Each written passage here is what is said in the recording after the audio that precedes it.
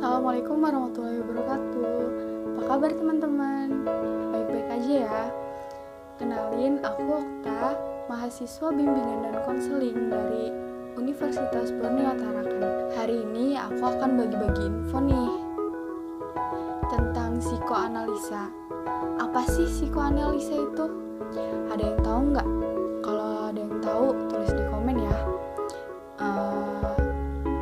Ayo kita bahas dulu.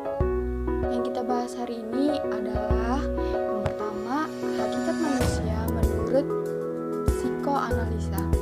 Yang kedua, struktur kepribadian menurut psikoanalisa. Yang ketiga, pribadi yang sehat dan sakit menurut psikoanalisa.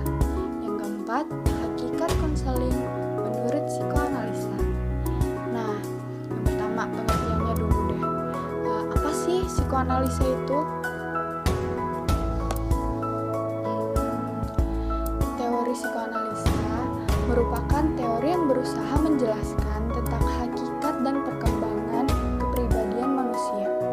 Unsur-unsur yang diutamakan dalam teori ini adalah yang pertama, motivasi, yang kedua, emosi, dan aspek-aspek internal lainnya. Sekarang kita bahas tentang hakikat manusia menurut psikodinamika. Bicarakan tentang psikoanalisa itu tidak lepas dari seorang penggagasnya, yaitu Sigmund Freud. Ada beberapa poin penting hingga mampu melahirkan teori ini yang unik tentang manusia, yaitu satu, kesadaran dan ketidaksadaran. Yang kedua, struktur kepribadian. Yang ketiga, kecemasan. Yang keempat, mekanisme pertahanan diri. Yang kelima, tahap perkembangan psikoseksual. Kita bahas satu-satu ya. Alam sadar dan tidak sadar. Alam ketidaksadaran manusia dapat bermimpi, kalau ancaman sesuatu, materi yang berasal dari teknik asosiasi bebas, sugesti pasrah, hipnotik, dan lain sebagainya. Sementara alam sadar adalah sesuatu yang disadari. Penginderaan langsung, ingatan, pemikiran, fantasi, dan perasaan yang dimiliki setiap orang. Struktur kepribadian. Struktur kepribadian ini ada id, ego, dan superego. Lalu kita bahas tentang kecemasan. Kecemasan ini ada tiga. Yang pertama, kecemasan realita, neurotik, dan moral. Yang kedua, realita. Kecemasan realita adalah rasa takut akan bahaya yang akan datang dari luar. Lalu yang kedua, ada kecemasan moral, adalah rasa takut terhadap hati nuraninya sendiri. Yang ketiga, ada kecemasan neurotik. Kecemasan ini adalah rasa takut kalau dari insting akan keluar jalur dan menyebabkan seseorang berbuat sesuatu yang dapat membuat dirinya terhukum. Lalu kita bahas tentang mekanisme pertahanan diri atau self defense. Yang pertama ada 10 mekanisme pertahanan diri. Tapi kita bahas di sini setengahnya dulu ya. Yang pertama, represi. Ini merupakan sarana pertahanan yang bisa mengusir pikiran serta perasaan yang menyakitkan dan mengancam keluar dari kesadaran. Dan yang kedua, denial. Cara mengacaukan apa yang ada di pikiran, dirasakan atau dilihat seseorang dalam situasi traumatik. Yang ketiga, ada reaction formation. Ini adalah menukar sesuatu impuls atau perasaan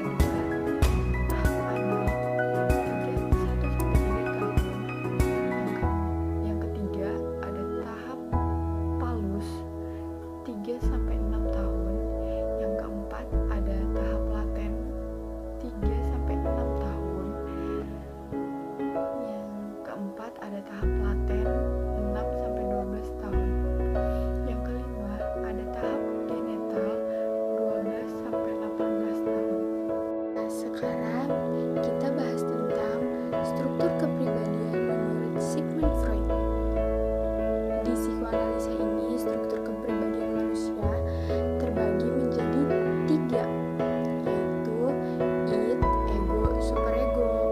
Apa sih id, ego, superego itu? Yuk kita bahas. Yang pertama, id. Id merupakan sistem kepribadian yang original, di mana ketika manusia dilahirkan, ia hanya memiliki id saja, karena ia merupakan sumber utama dari energi psikis dan tempat timbulnya insting. Id sebenarnya adalah tidak lain dari representasi psikis kebutuhan-kebutuhan biologis. Id tidak memiliki organisasi, buta, dan banyak tuntutan dengan selalu memaksakan kehendaknya.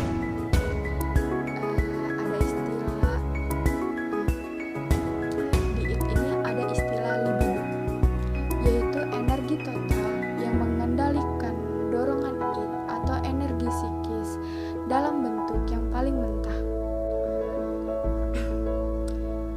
Yang kedua ada ego.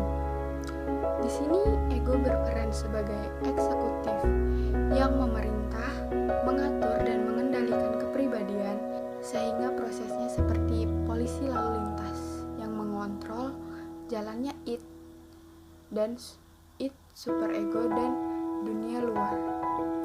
Ia bertindak sebagai penengah dari insting dengan dunia di sekelilingnya. Ego ini muncul disebabkan oleh kebutuhan-kebutuhan dari suatu organisme. Ini ada contohnya di materi.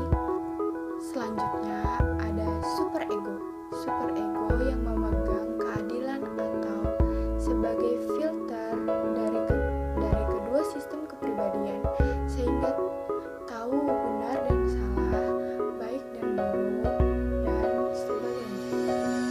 Di sini superego bertindak sebagai sesuatu yang ideal, yang sesuai dengan norma-norma moral di masyarakat. Selanjutnya, kita masuk ke materi pribadi yang sehat menurut psikoanalisa. Pribadi yang sehat menurut psikoanalisa adalah pribadi yang mampu menyelaraskan id, ego, dan superego. Yang kedua,